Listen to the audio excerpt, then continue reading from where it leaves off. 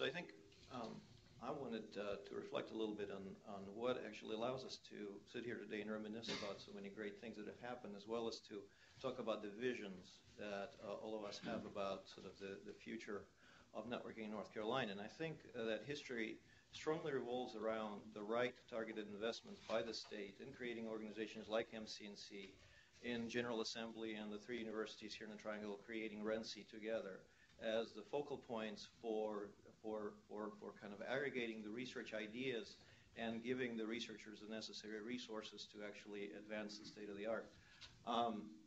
Speaking of Ben, when 4.5 years ago we were sitting at RENCI and trying to think of a way to spur networking innovations, we had an idea that what we wanted was a network that researchers can play on directly, because the reality is that the computer science researchers in particular are so starved for resources, because anytime they invent something useful, it immediately becomes production, and they can't play with it anymore. And that's a terrible conundrum, because basically we're being punished for success.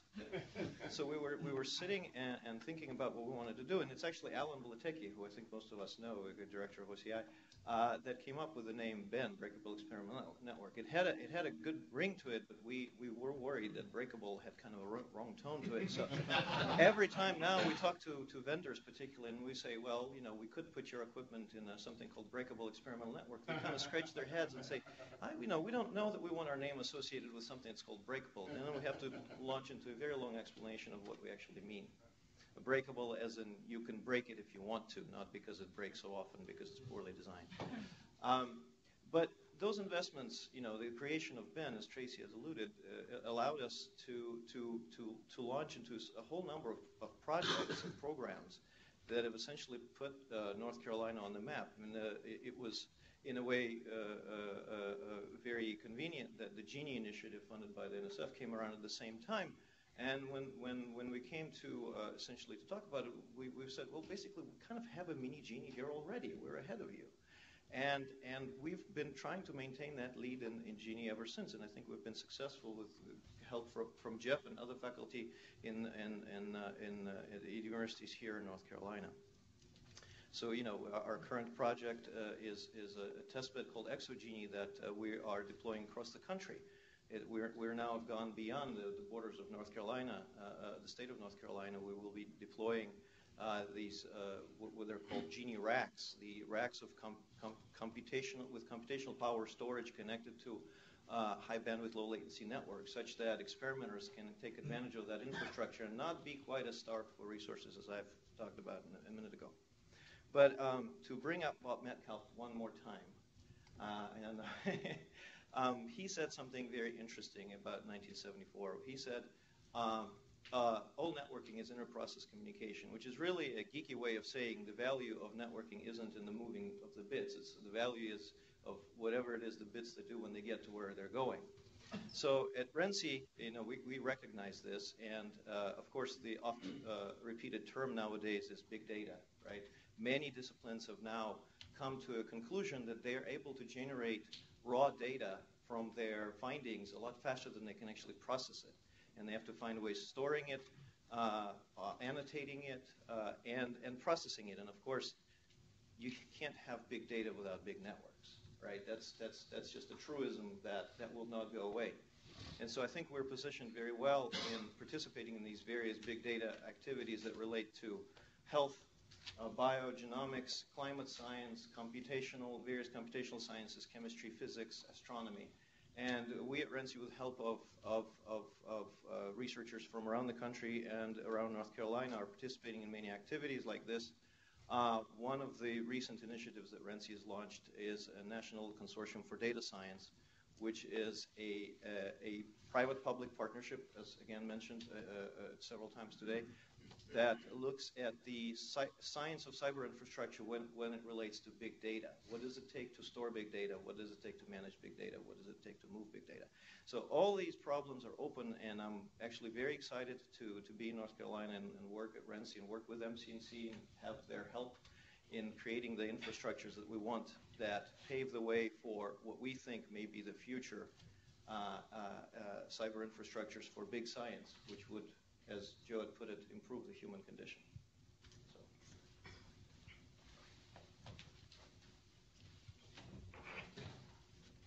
We are going to, I'm going to point out one thing. In your packets, there is a card that we'd like you to consider filling out. And the challenge to you is to say, to spur growth, I think a good next step for networking the future of North Carolina would be, and then we let you fill it in. And I'm going to ask a related question for the panelists and give you each a couple minutes to respond. But what call to action do you have for the attendees as they leave? Well, for me, that's a very simple question to answer. We're here today. Well, everybody came because they wanted to, because they're involved, because they come from different sectors, in-state, from out of state. My call to action is not let this be a one-time event. We've got the network to keep us connected, even if we don't get together in one room like this for the next months. I hope maybe next year would be a good time. But my call to action is keep the communication flowing, get in touch with people. I've given my card to a few people and said, let's keep in touch. Let's all keep in touch. Let's make the future happen, and we'll all get a lot of satisfaction out of that. So my call to action would be, we've heard about unlimited bandwidth, we've heard about removing the barriers. When we get outside of the room of those of us who are enthusiastic about it, the first thing you will hear is, but why do you need that? What does it matter? Don't you have enough? And so my call to action is for us all to realize that we become very accustomed to and complacent with what we're used to. Joe wants me to tell my curtain story. You think everything's great in your house, but you go on vacation for 2 weeks and you come home and you say, my God, I hadn't looked at those curtains in a while. They're not very nice, right? I've got to replace them. This idea that you get used to what you have and you have to think and look with fresh eyes is important. I think equally important is that you can't appreciate something that you might need if you haven't experienced it. You can live on a diet of hamburgers your entire life and get your protein, but you don't know what you're missing if you haven't ventured beyond that.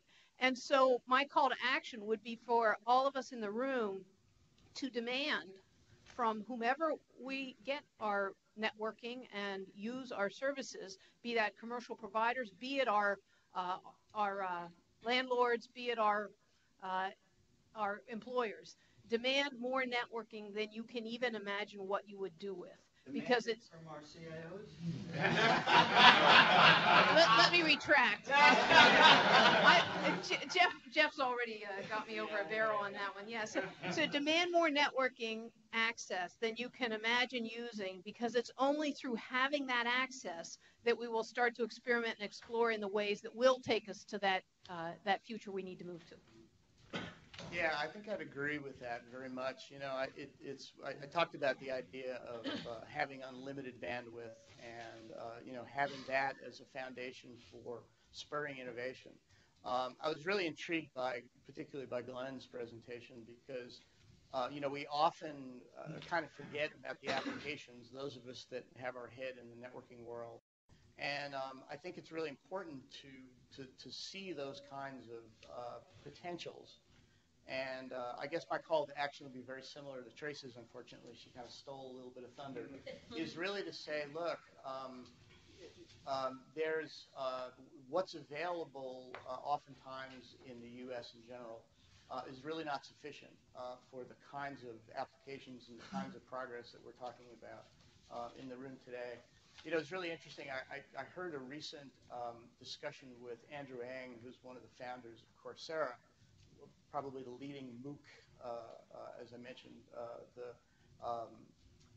companies that are really taking online education to the next step. And it was a great discussion because, he talked about the fact that there were people taking these great courses at Stanford and at Princeton and places like that, distributed all around the world in lots of places. And somebody brought up the fact, which I hadn't really thought of, but it was really fascinating, that there's a whole segment of the population in the U.S. that really can't take advantage of those to the degree that people in other countries can. we are behind in some cases, and I think it's really important for us, to echo Tracy again, to really stand up and begin to demand from the service providers that may have a monopoly that we're just not satisfied with what we have today, and we need something better. So I think a lot of very important points were brought up. The only thing I would say is that having worked in this community for more than a decade at this point, I know that we have great infrastructure, we have great people, great brains, great leaders.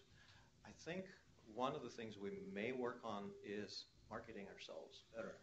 We know within North Carolina we're great, but I don't know that we're as well known outside of North Carolina. And that's something that would help with a number of things, including retaining the talent, creating an investment community for smaller companies, et cetera, et cetera. So I think that would be my parting thought. Thank all of our panelists.